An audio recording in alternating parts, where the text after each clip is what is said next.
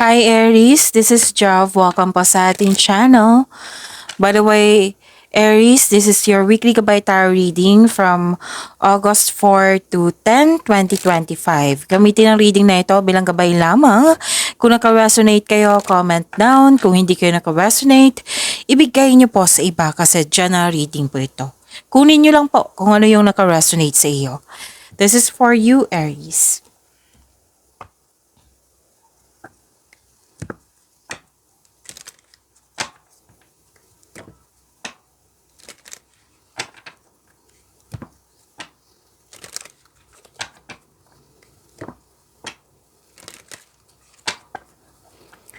Para po ito sa iyo, Aries, ngayong August 4 to 10, 2025.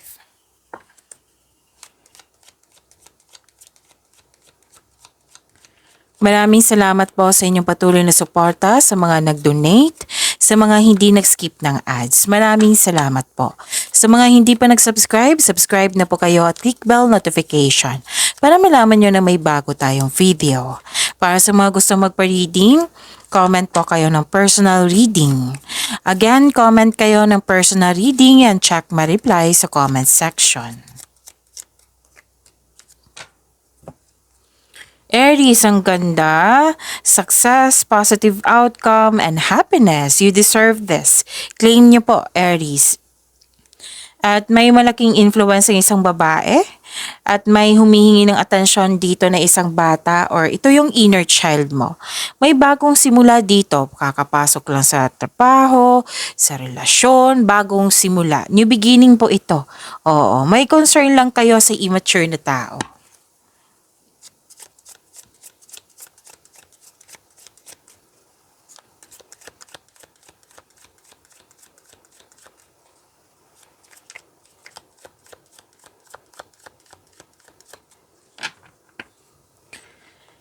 Energy ni Aries ngayong August 4 to 10, 2025.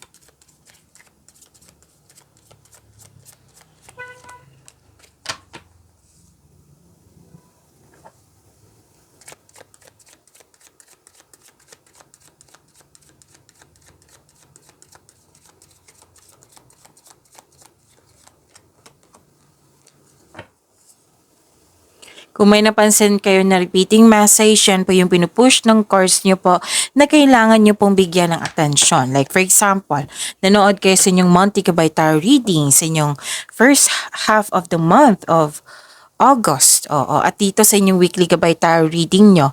At may napansin kayo na repeating message. Yan po yung pinupush ng course nyo na kailangan nyo bigyan ng atensyon, solusyon, at aksyon kung maaari po. So na yung energy ni Aries.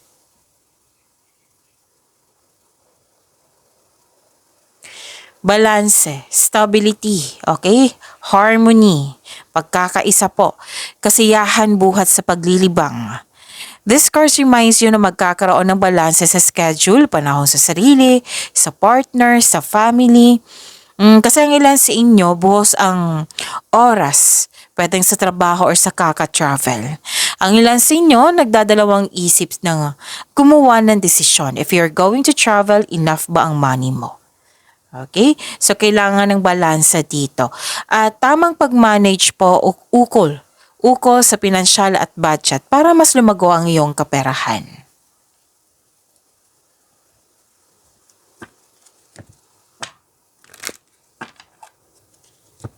Naka-receive kayo ng blessings at naging generous kayo. Okay? Generosity, nakikita ko dito, you're sharing your resources. Dalawang card na nagsabi dito na nagkaroon ng pagkakaisa. Okay? Hindi ka madamot. Ang ilan sa inyo, ayaw nyo magtanggap ng tulong or give kasi feeling mo, obligado mo rin magbigay. May iba kasing tao na mahilig magbigay ng, kasi dyan sila masaya. Katulad mo, masaya makabigay ng tulong. So, give back. Kung kaya mo o may sobra ka, kung magiging komportable ka sa pagtanggap ng tulong, mas maraming kasaganaan ang dadaloy sa iyong buhay. Kasi that is a blessings. Pinadaan sa ibang tao para ibigay sa iyo. That is gift from God. Okay? Pinadaan sa isang tao, sa mga tao para ibigay sa iyo. Okay? So, maaaring makareceive kayo ng tulong or regalo. Pwede din makaka-receive kayo ng malaking pera. Pwede din return investment to. Pwedeng promotion kasi may nakita kong ganyan. At nakikita ko rin dito nagtutulungan. Okay? Be bold and make the first move.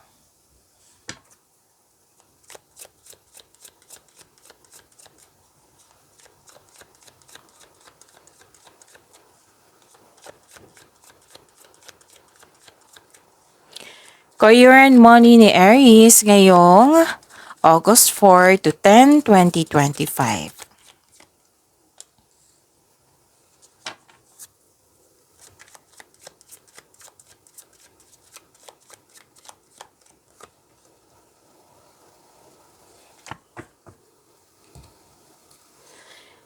Ito ay pagtatapos ng isang mapait na sinapit.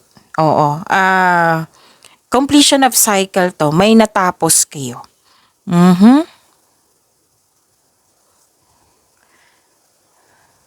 Okay. Mawawala na yung blockages na nagdulot ng loss of connection ba? Loss of things or loss of opportunity?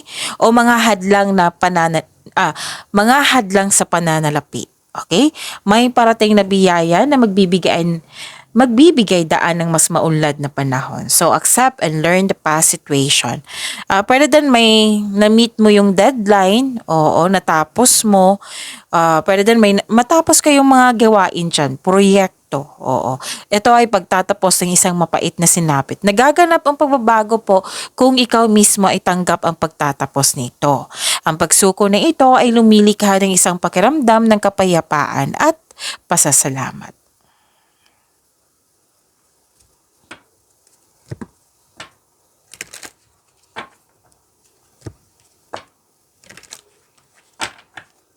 Marami kang naiisip na bagong ideas. Ideas is a blessings po. Para sa ikakabuti ng iyong trabaho, negosyo at kaperahan. Ang nakikita ko nga dito, ang ilan sa inyo ine-enjoy mo yung mga gawain dyan. Okay, nakikita ko dito na pag-aalaga sa inyong career and money, kaya nagsumikap ka, yung inaalagaan mo, hindi ka nagmamadali, or yun nga, nakikita ko dito yung tinitreasure mo yung mga ginagawa mo. Yan. Nagbabalanse ka rin.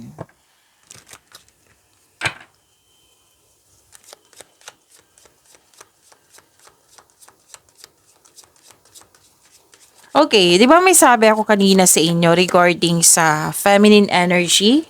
Okay, lumabas siya dito at lumabas din siya dito. Pwedeng ikaw ito, na wala kayong influence ngayon, or pwedeng ibang tao. Many choices. Opportunities abound when you are in a dilemma. All roads lead to Rome. Look at all your options.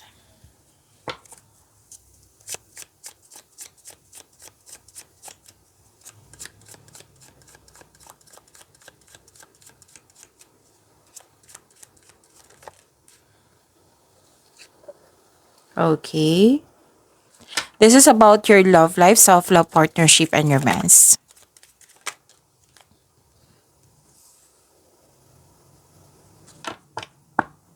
So, takpan lang natin to.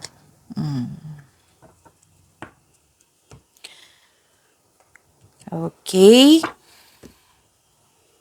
May nakita ako ditong concern sa toxicity or controlling person.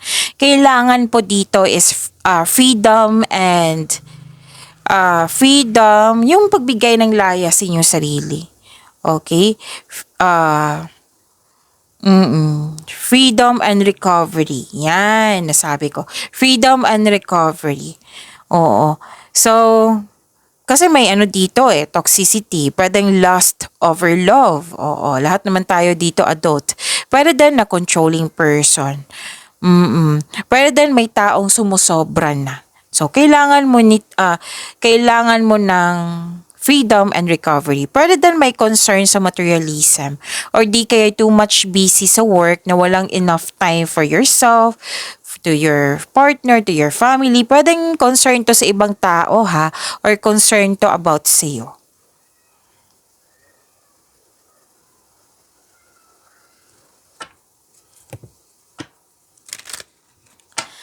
Okay, so this is, At the end of the day, magiging inspired ka. Oo. At ano to nagkasundo. May ano dito, maari mong mararamdaman ang pagtaas o muling pag-iibigan na posibleng humantong sa pagsisimula ng isang pamilya or magdagdag kayo ng anak. Yan. Yan yung nakikita ko. Sa mga single po, may exciting na ganap dito. O, okay? Pwedeng may ligawan, pwedeng magde-date kayo.